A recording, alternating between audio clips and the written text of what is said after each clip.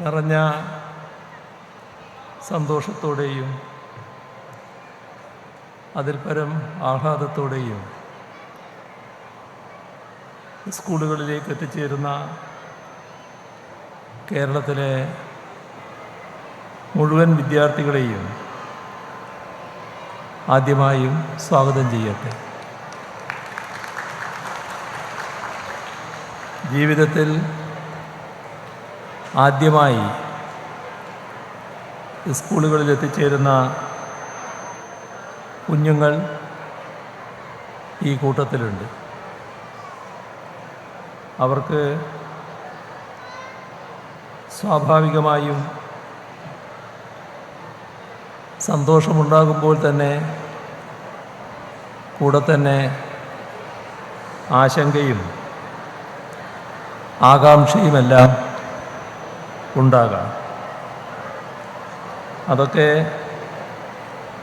മാറ്റിയെടുക്കാനും കൗതുകത്തിൻ്റെയും ജിജ്ഞാസയുടെയും അന്തരീക്ഷം ഉണ്ടാക്കി കൊടുക്കാനും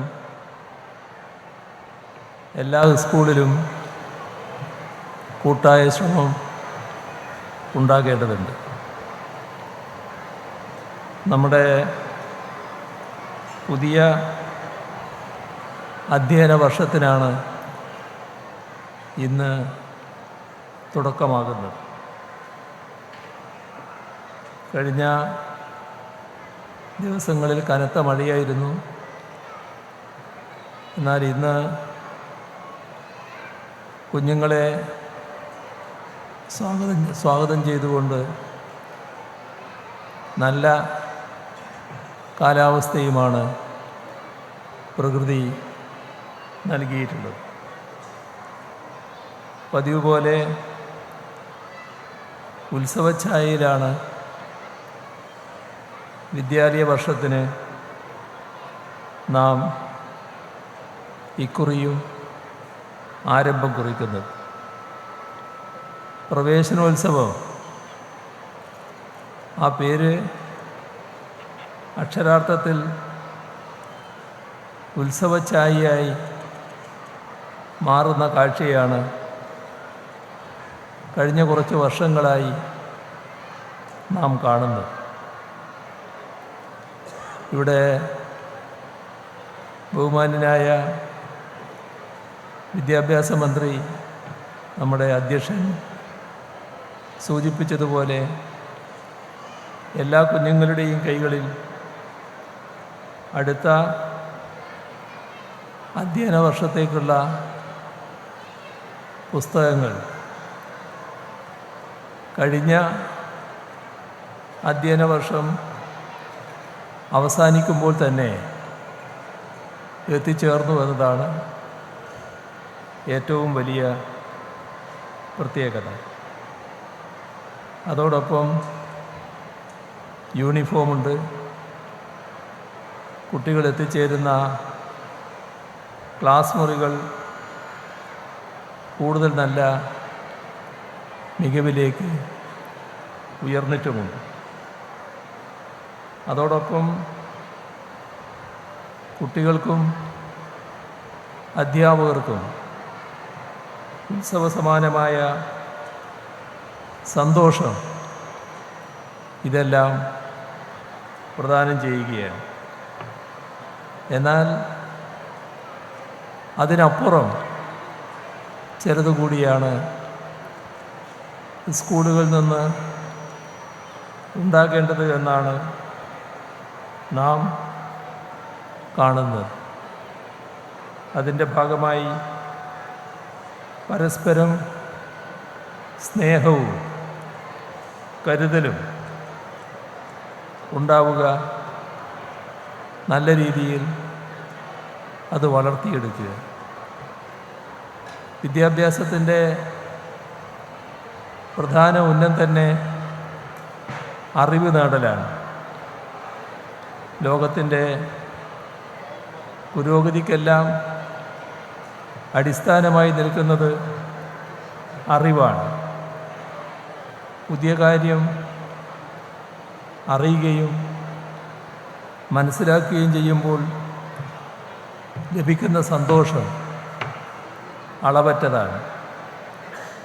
അറിവാർജിച്ച് ആത്മവിശ്വാസത്തോടെ വളരുന്നതിൻ്റെ ആനന്ദമാണ് ഈ ആധുനിക കാലത്ത് വിദ്യാഭ്യാസത്തിലൂടെ ലഭിക്കേണ്ടത്.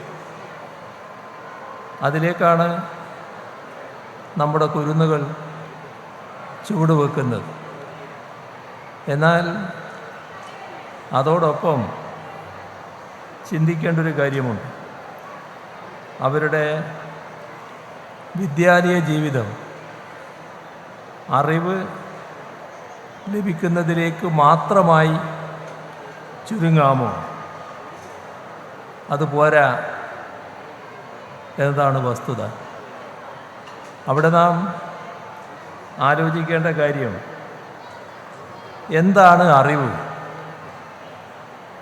ആ ചോദ്യം ഇന്നത്തെ കാലത്ത് വളരെ പ്രസക്തമാണ്.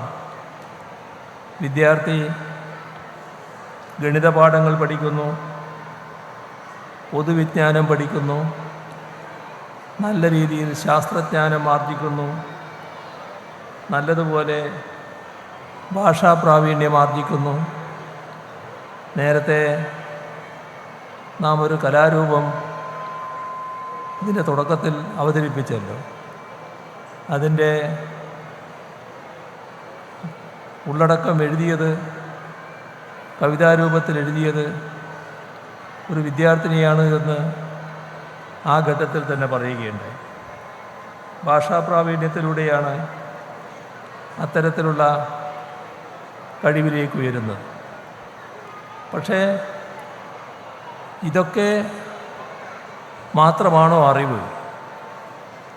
അവിടെയാണ് പാഠപുസ്തകങ്ങളുടെ വിവരണങ്ങൾ കുട്ടിയുടെ ചിന്താമണ്ഡലത്തിൽ വിവേകത്തിൻ്റെയും വിമർശനാത്മക ചിന്തയുടെയും സ്ഫുരണങ്ങൾ സൃഷ്ടിക്കുന്ന നില ഉണ്ടാവണം. ഇവിടെ ജീവിതം കെട്ടിപ്പടുക്കുക എന്നതാവണം പഠനത്തിൻ്റെ ലക്ഷ്യം. അതിന് അറിവ് മാത്രം മതിയാവില്ല.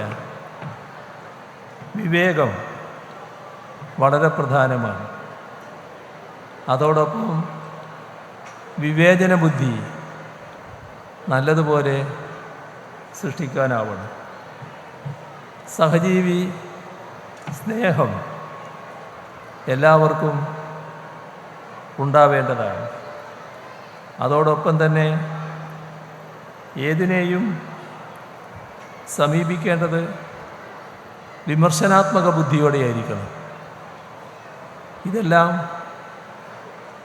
ഓരോരുത്തരിലും ഉൾക്കൊള്ളുന്ന രീതിയിലുള്ള വിദ്യാഭ്യാസം ലഭ്യമാകേണ്ടതുണ്ട്. അത്തരത്തിൽ കുട്ടികൾ മാറണമെങ്കിൽ കുട്ടികളുടെ ചിന്താശേഷിയെ ആ തരത്തിൽ വളർത്താനാകണം. അതിനാണ് സർക്കാർ പൊതുവിദ്യാഭ്യാസ രംഗത്തൂടെ ശ്രദ്ധിക്കുന്നത്. ഇവിടെ കുട്ടി വളരേണ്ടതാണ്.